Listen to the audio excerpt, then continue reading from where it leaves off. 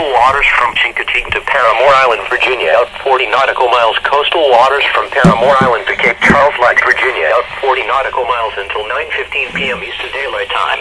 At 8:10 p.m. Eastern Daylight Time, Doppler radar indicated a line of strong thunderstorms, capable of producing winds 34 knots or greater, located extending from near Watchaprig Reef to 10 nautical miles east of Virginia Beach Ocean Front, moving east at 25 knots. Strong thunderstorms will be near Watchaprig Reef and Watchaprig Inlet around 8:15 p.m. Eastern Daylight Time.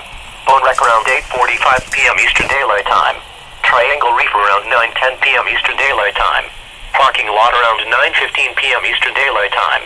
Mariners can expect gusty winds, high waves, dangerous lightning, and heavy rains.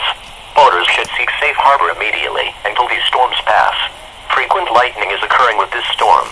If caught on the open water, stay below deck if possible. Keep away from ungrounded metal objects. Wow.